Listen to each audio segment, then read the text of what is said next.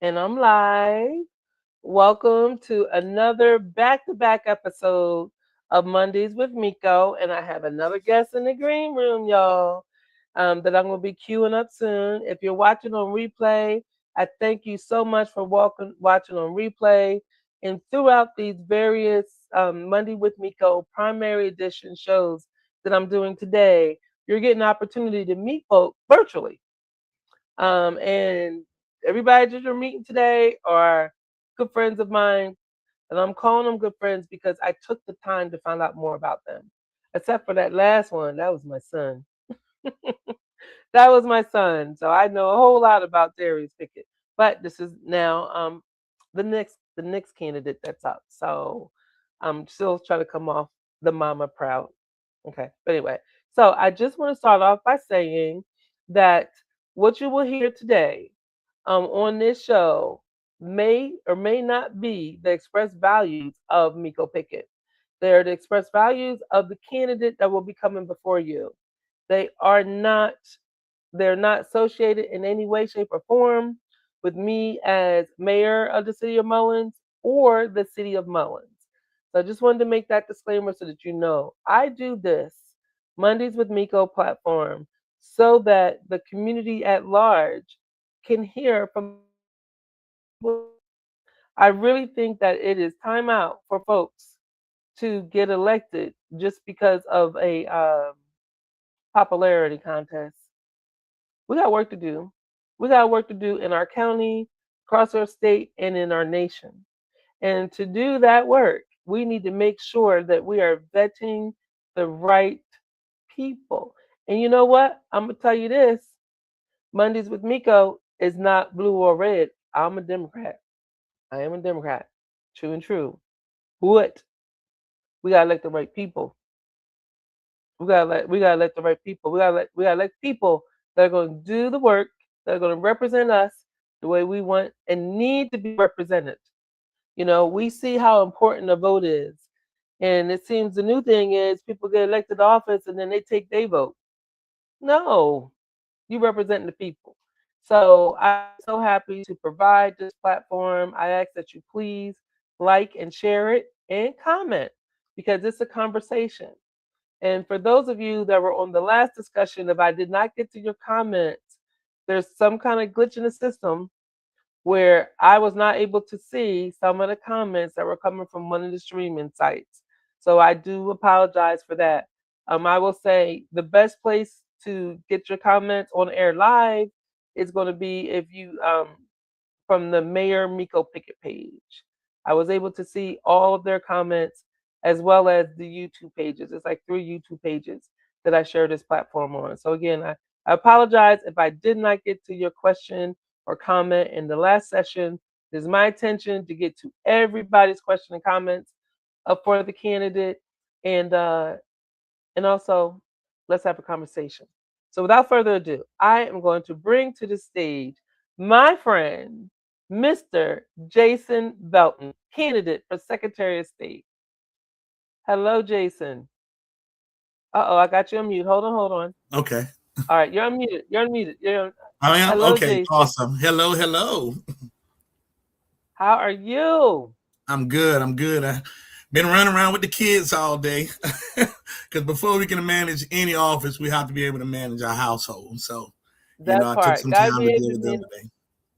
Gotta be able to manage home. Well, welcome to Mondays with Miko. This is your Thank first you. time on with me, isn't it? It is on your show. Okay, and we go. Thank you. And look, we go back. That's right. The show started in 2019, and that's when I met you. I met you in That's right. 2019. But enough That's of right. that. Just give us, a minute or two about Okay. Jason Belton. Now I call you Jay, You're right. so I may slip up and say Jay a time or two. But can you Right. tell the folks about Jason Belton, a little bit about yourself in 2 or 3 minutes? Sure. First of all, I'm a husband and I'm a family man first. I'm a father of six. Um, I had some challenging upbringings that I had to overcome, and thank God that I did. Um, One thing is, I love my opera music and I love my gospel music. Opera kind of calms me down. My gospel get me in the right spirit that I need to be in. I'm also known as like the fixer. Since I was about 15 years old, I've loved being a problem solver. And most people, even in my professional movement, they call on me to fix problems. And that's essentially what brought me into the political world. That's what helped me co-founded my organization, Vision Walkers, that works very diligently in the marginalized and disenfranchised communities. Yes, ma'am. I think I'm at your 2 minute part, but No, I just a love little it. bit I about love. me. Listen, I'm engaged because I'm learning some stuff about you. I had no idea that you loved opera. I do. I do. Like, because Um, you can sing. You can. I've heard you sing gospel. I do Do you sing a sing little bit. opera? You sing opera? I don't sing it. Oh, okay, okay. But you like I've that? tried. It don't come out as well as when I sing the gospel, but I do love hearing it.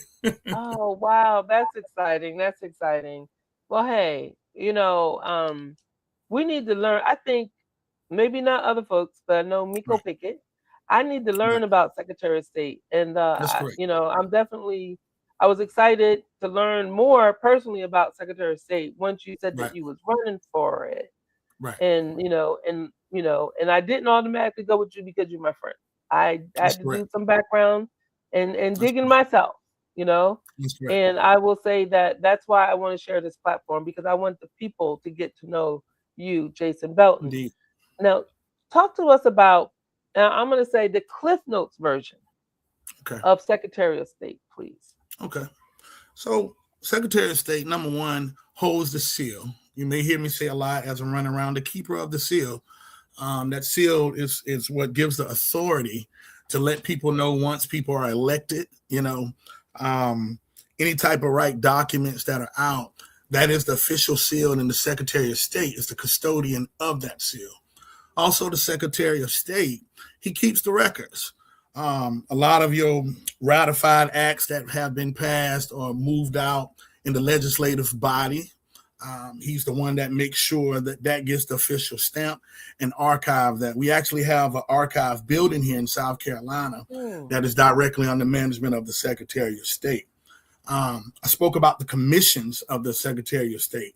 You are not officially elected official as it comes to the legislative body or as it comes to who the government appoints until you get that seal from the Secretary of State.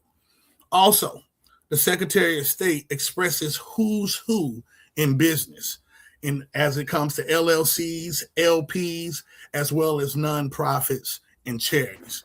Lastly, I'll say our notaries. That goes through the Secretary of State's office as well. And I like to call him the bona fide notary of the state, as you need to look at him. Yes, ma'am. Okay, so That's that's a those are some lot. commitments. That's a lot. It is. I imagine it's probably various departments because I know I personally deal with the Secretary of State on my businesses. That's correct. And so you in your intro, you say people know you as a problem solver. That's correct. Do you think that are you running for Secretary of State because you see problems that need to be solved, or is that just one Definitely. of your key skill sets? It is. I mean, you're going to learn if you don't know me. I know you know Mayor Pickett.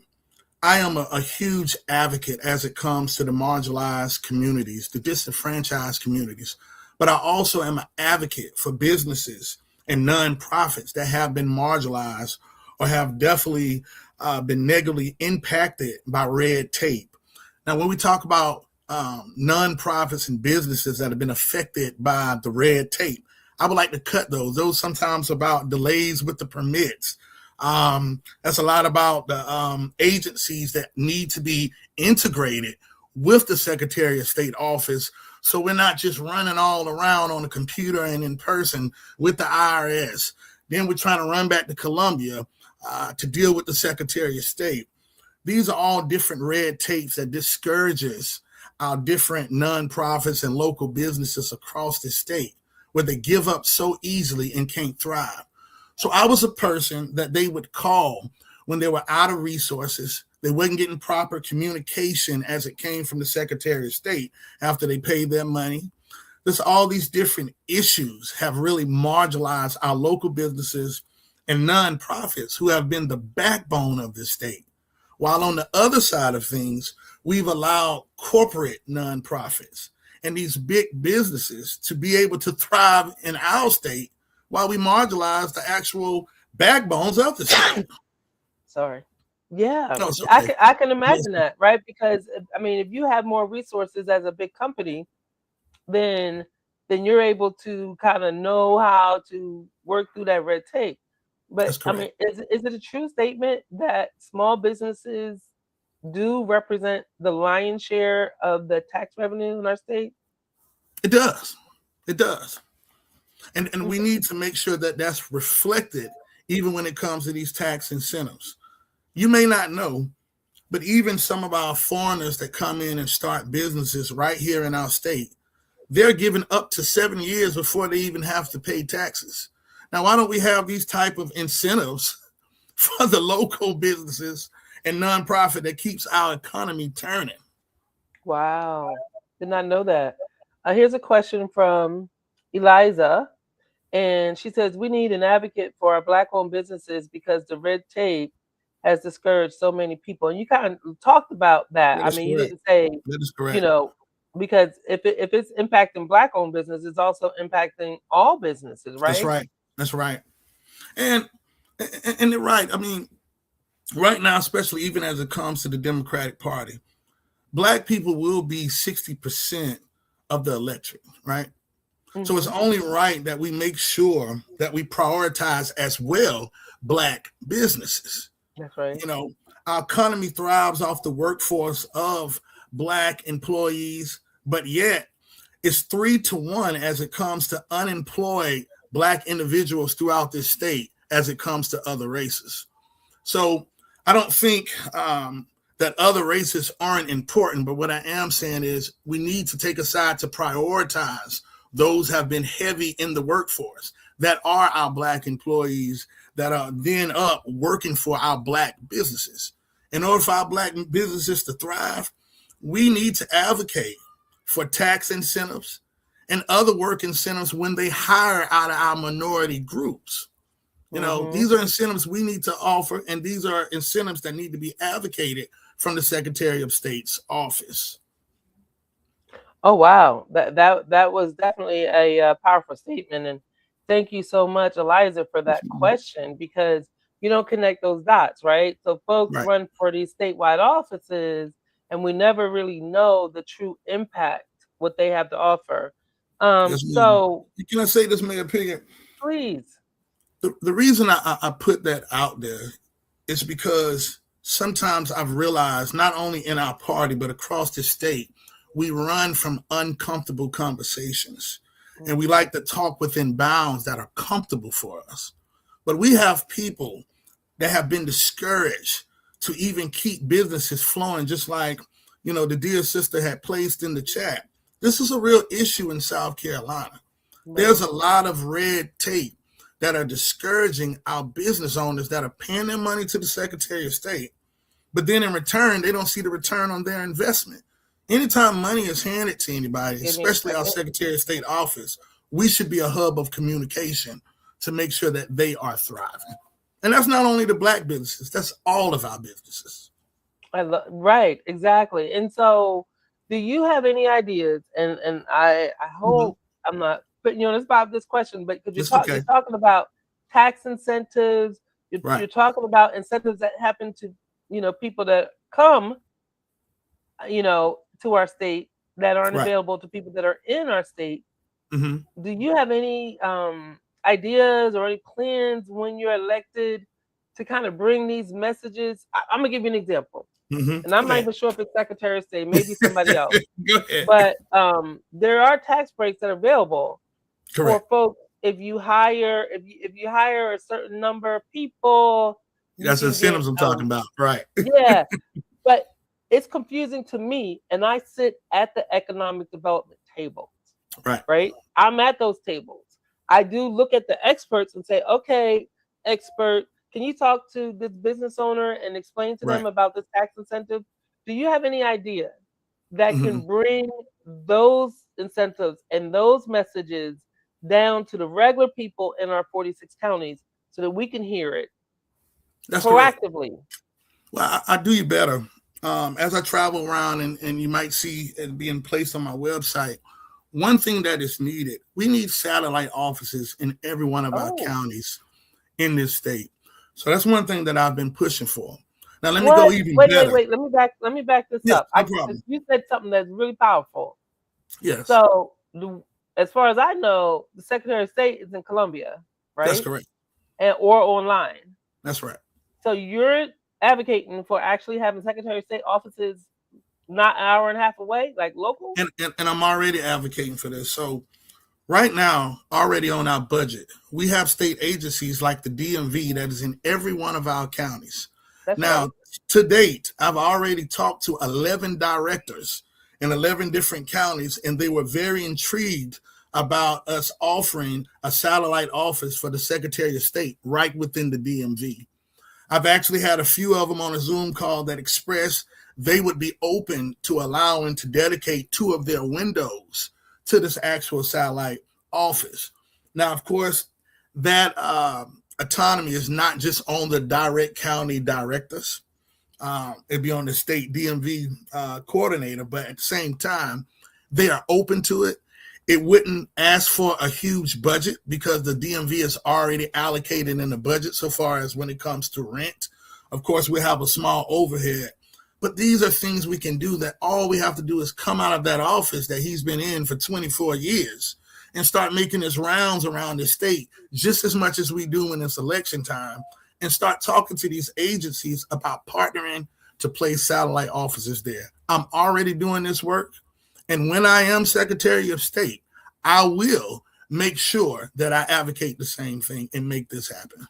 Wow. Now I've been watching you and following you, but I didn't hear that. To me, that's news.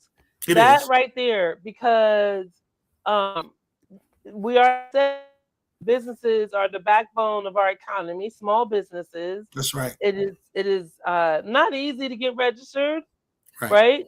You got to know, you got to go get the EIN number you got to do all these steps.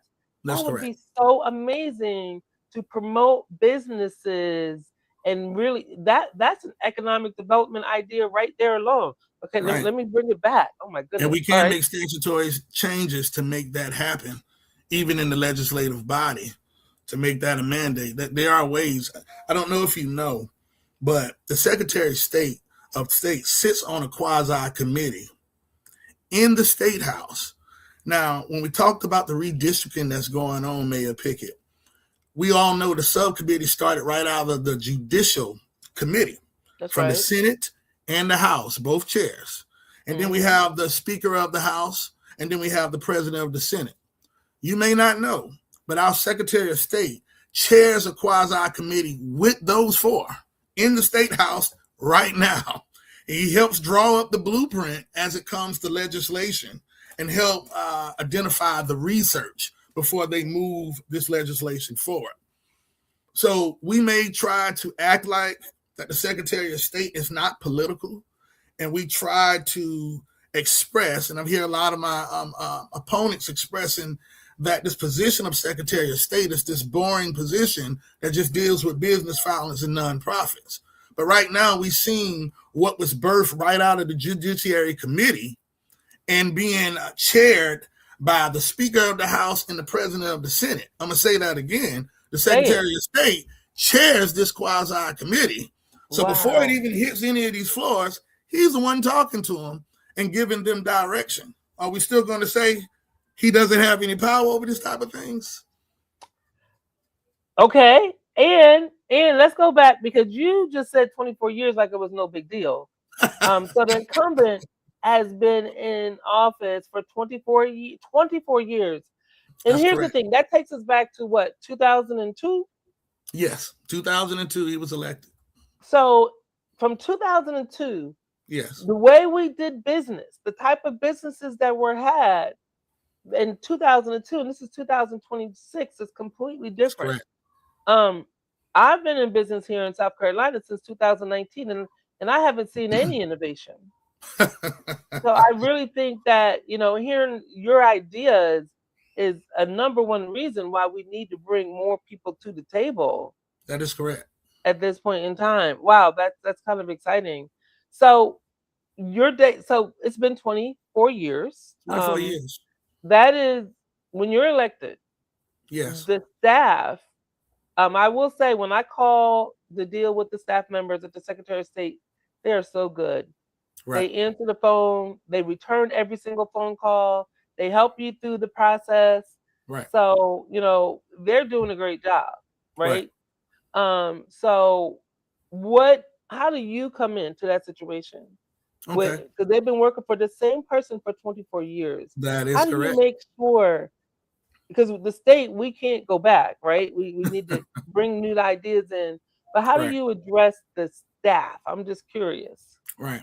Well, the number one of management, and that's why I try to make the distinction between what a lot of my opponents express. A lot of times when we talk about the Secretary of State, we talk about being this direct watchdog of the filings that are coming into the office. But the Secretary of State's job is to build policy around what's been going on in the office and how businesses are functioning in. Now, you just said it. The very important people that are in that office are the ones dealing with directly what's coming in and what's going out. So the first Right, thing I would do is build a rapport with that team that is there. The bureaucrats that are in that office are going to be essential to us moving forward. They understand how the office operates. You know, they're the ones who've been there for years with the current Secretary of State. So first, I would build a rapport. Obviously, there might be some people feeling some type of way that their boss had got replaced, and I'm okay with that. Again, I would try to build a relationship with them, see can we kind of iron that out. And if that doesn't work, then I have to get them replaced. But what I will do, if I have to let somebody go, I'll make sure that we do a proper exit briefing to make sure that when these folks do leave, the office doesn't fall apart. But that right, is not my role of what I plan to do coming into the office is letting people go. But if we're going to make this personal about who was there, because people do get attached after somebody been there for 24 years. it's a long And I'm time. sure his office been the one really running his office. So I'm sure personal attachment has happened, but I know how to deal with that. I've managed multiple businesses. I own 3 businesses myself. All I've operated for over 10 years, and I still operate them to this day. So I know how to build a good camaraderie around those who are working for me, right? But I also believe we all have a position. I don't go into an office and just take over in a way when I'm saying, hey, you some sense of slave for me. I like to let everybody know we all play a role here. I just have a different responsibility than you. And I'm going to encourage that workplace to look into the innovation that I'm bringing to the table, try to grasp it. And if they do, I'm going to keep them there. If not, I have to say bye-bye.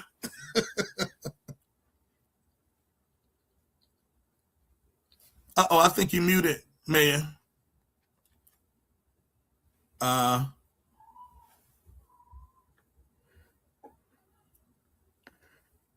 can you hear me? Okay, I don't hear you. Let me see. Okay.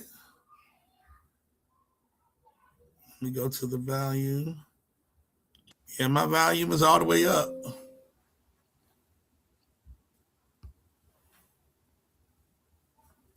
Um, No? I Now I can. I can hear you. Okay. Oh, I must have been. You got me so excited that I grabbed my mic the wrong way. You know what? Uh-oh, I think you went out again. Okay. 1 second. Oh, I can hear you. all right. Okay. I'm on my regular computer. My mic. Hey, look. I haven't been doing these back-to-back lives like this, so my mic died. Uh-oh. It don't matter. I was so You've been engaged in working. your conversation, and so were the people. So were the people with the comments, right? They said they could You've hear you, been they could hear working. me. Great plans. Um, Jessica Beasley says we're all a team. That's right. We're Yeah, all a team. We're all a team.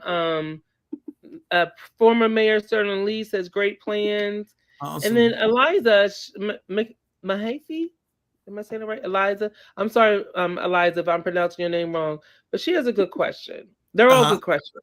She wants to know, what are Hmm. your goals to accomplish within the first 100 days? Awesome. That is a great question. Hmm. So, what I believe in, Mayor Pickett and Miss Eliza, first things first, a lot of our candidates speak about what they're going to do. But first, we got to get our office in order. We got to let them understand what my expectation is, and I want to know what their expectation is. The next thing I'm going to do is these partnerships that I'm talking about to make sure that the office can thrive. I'm building a relationship with them. Now, let me tell you some of these people I'm talking about partnering with. The Federal Trade Commission. They're going to be very important as it comes to our state. I can't stomp out the corporation stronghold if I don't build a very prudent relationship with the Federal Trade Commission. And I'll tell you why.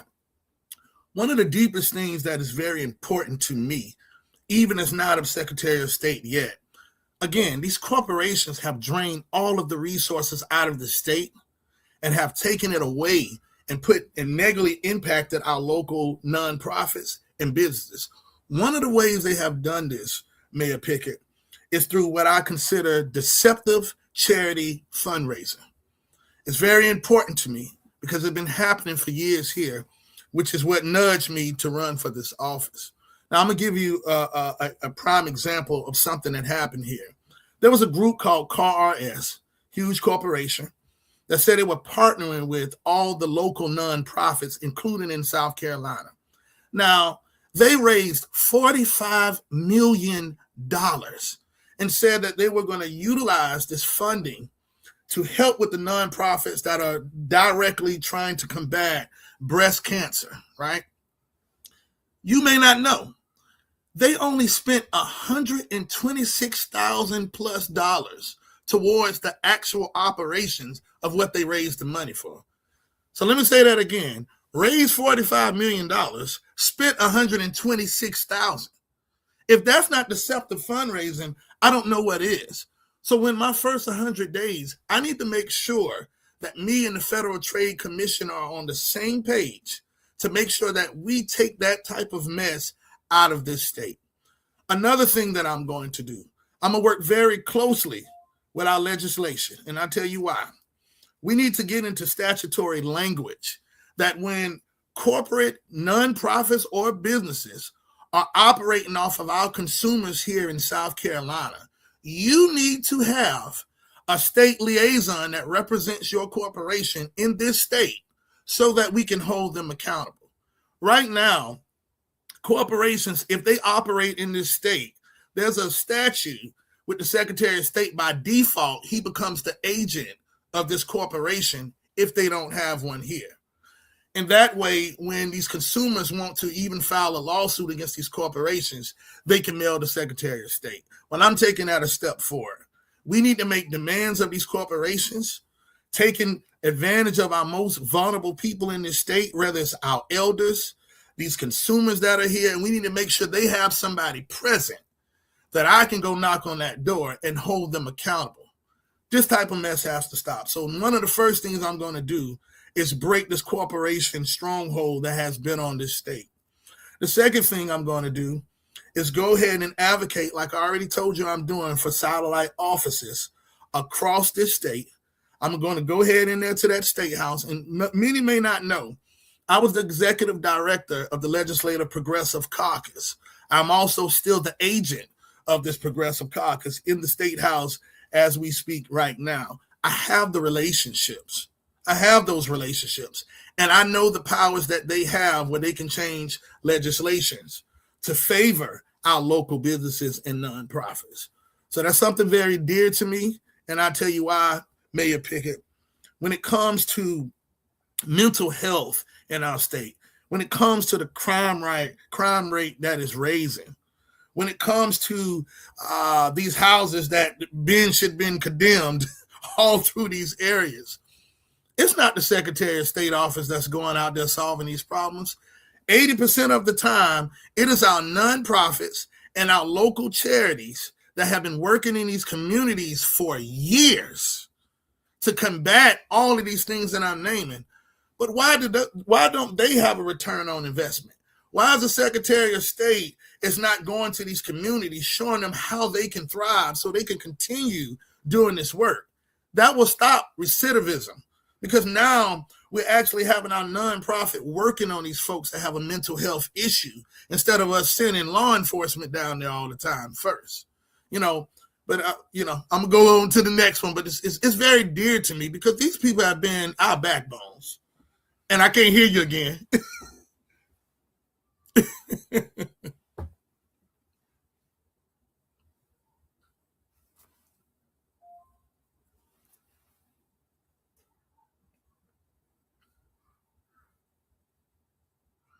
Go to your third thing. Okay, I can hear you now. I can hear you now. Let me see. I can hear you. Yes, ma'am.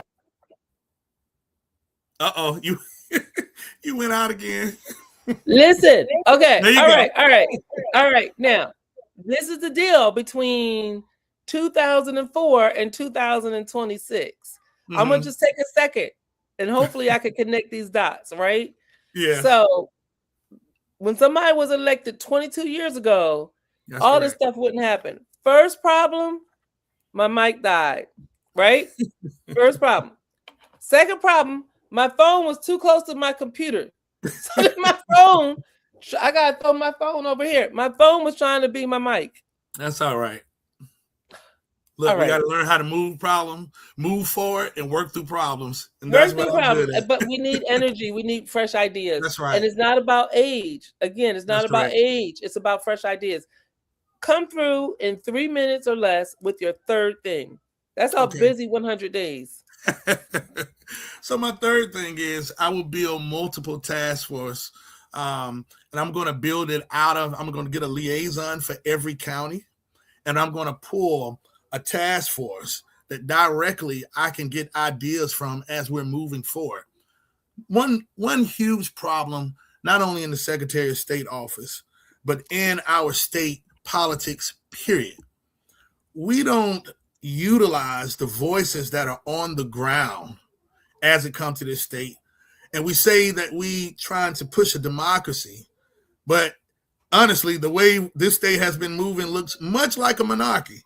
And what I want to do is make sure the real voices of the people are actually being implemented into policy as it comes to the Secretary of State's office. That cannot happen unless I engage them in the process. If we're talking about how to make businesses thrive, make charities thrive, then why are we not inviting these folks to fill boards that we create through the Secretary of State's office? So I will create community boards, and I will create task force to make sure that we're combating any type of evil coming into our state and affecting our business, like these corporate folks that we don't talk about.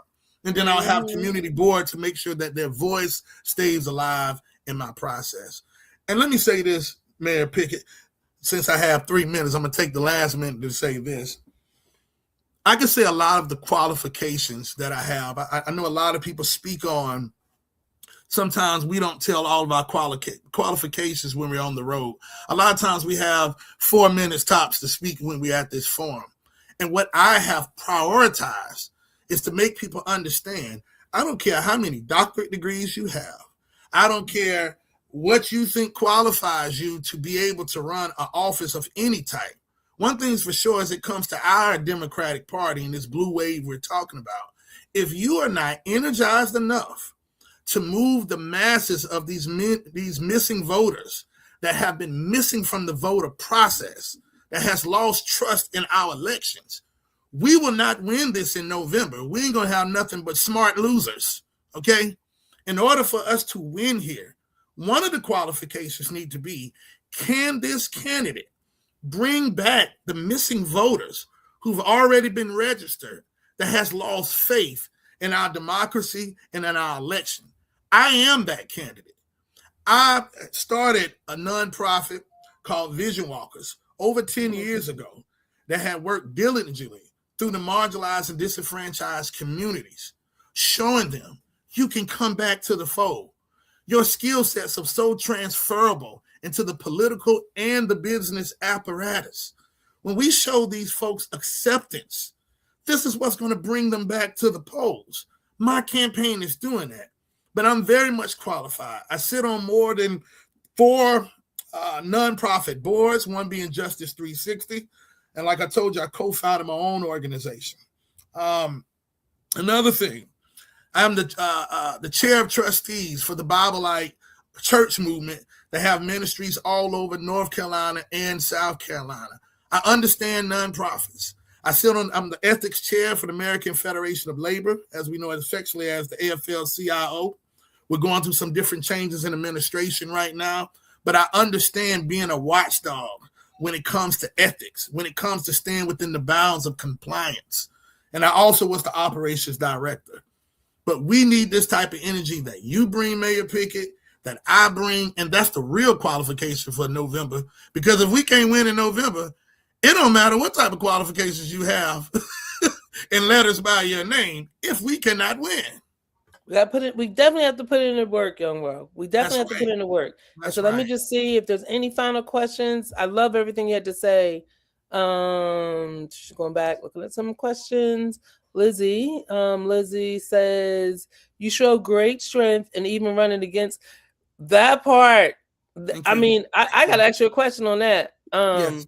You are running against, she said you show great strength in running against a 24-year incumbent, and she loves your plans. What made you decide to take, because I don't think he's been opposed, right? He hasn't, for the most part. I mean, he has a few times over the years, but not recently. Yes. So what made you decide? I love your passion, your ideas. Right. Was it just like, hey, look, I got these ideas, let's bring them to the table? No. So again, it started off me already working with and being on call for nonprofits and businesses over this state. That's why I launched my business C&J Consulting over 10 years ago. That was directly to help empower the backbones of our state, which is the nonprofits and the businesses. But also, I understood that there's a lot that is weaponized out of the Secretary of State's office. They purposely and systematically have made the Secretary of State appear to be a ghost and just a business filer. So although I'm very impressed with my opponent, even as it comes to this primary, what she says she's done over the years, but one thing's for sure, I've worked behind the scenes as it comes to political, being a campaign consultant, winning multiple races across the state. I understand the bureaucracy of the Secretary of State office, being as the executive director of the Legislative Progressive Caucus. But I've watched how they weaponize that office to suppress even the voters in this state. Right now, Mayor Pickett, in November, there will be up to 200,000 voters purged from the voter rolls in South Carolina. We already lose by a deficit of over 100,000 votes as it comes to the past few years that we've been running. I got tired of hearing this crap about the supermajority in the state house. I get tired of hearing this crap about we cannot win in November. I'm telling you why we haven't been winning. We haven't been winning because we have not considered qualifications of candidates who can actually drive these missing voters to the polls. So I knew the Secretary of State office speak directly to my heart because I've been doing a lot of the work, but also that office directly influences the Election Commission. The Secretary of State, they do not manage the voter rolls, but they do heavily and significantly influence the office of the Election Commission. They are the ones that influence that office. And if we don't get somebody in that office that's willing to hold all these folks accountable, we're going to continue to look like a lot of these states that the Secretary of State does have the power in. So they purposely allowed our Secretary of State to appear as a ghost. But trust me when I tell you, he's working in these back rooms. I've seen it for myself. He heavily influences these different offices that is not directly in his statutory responsibilities, but he does withhold them. And I plan on getting in that office, and I'm going to make sure that our voting precincts are moved back near these marginalized communities where they don't have to go 8 miles down the road, a left, a right, and down the hill, we can easily influence the election commission directly from the Secretary of State office. Sorry, I Love it. probably went over time, but No it's time. worries. No It is. worries. It's a, Listen. We're bringing it home. So Teresa Johnson, she says she loves the idea of champion entrepreneurial spirit. Craig Conwell, he says you've got to be able to electrify the masses, and he says you do that well. I agree. Okay, and then we're gonna end it with this last comment, and then I'm gonna let you close it for the people. Do your final. Jessica Beasley, she looked like she's running for State House District 11. Oh, she's Thank you great. so much. Y'all need to look into Okay. it. She's great. I've been watching her stuff. Yes, yes. Okay, well, you heard that. That's a plug, Jessica, from Jason Belton. And she And just said, because my opponent is a woman, I am still fired up about women winning in this state. And I plan to back my opponent if she wins as well. This is about the Democratic Party. This is about taking our democracy back. And that's what I'm here for. that's Sorry, right. Miss Hey, listen, hey, girl power. Okay. And you know that I have advocated for women in my career Right. in the Right. boardrooms and corporate America, and still to this day, because we need women's voices at the table. We do. So I thank We you do. so much. Thank you so much. We got some more. Oh, LaShonda Neesmith Jackson, Hey, Jason Councilwoman, Belton for Secretary of you're doing State. a You great got job in this. All Florence. right, all right. So they're cheering you on, and I need you in 1 minute. But I got somebody else coming up waiting. I'll In try. 1 minute, make your final argument. Okay. Well, I'll say this. This is not about me. Some people, I believe, as me traveling around, have become very resistant against my passion. But I'm passionate about this because I've been behind the scenes fighting for the Democratic Party, fighting for our elections for years, and I have been winning them as a campaign consultant. But I'm telling you now, we have seen what it looks like when the GOP has too much power. They are showing their butts every day. We need my campaign to win this primary so that I can bring out all of these marginalized and disenfranchised voters. For I can bring back these missing voters so we actually have a chance to win in November. And if I win this primary, Mayor Pickett in South Carolina, I can promise you GOP is going to have a hard time beating the Democratic Party this year because I got something for them. And I got a huge support base that haven't been engaged in this political process for years. And they're fired up, ready to go. And I'm willing to put them behind all these statewide candidates across this state so we can kick the GOP's butt. And I usually don't talk like that. But this is war that has been declared against the Democratic Party. He does and it. I'm fired up to win this. Ready to go. Yes, ma'am. That's right. That's right. That's right. That's the way to close it. Thank you so much, Jason. I appreciate your time. Yes, ma'am.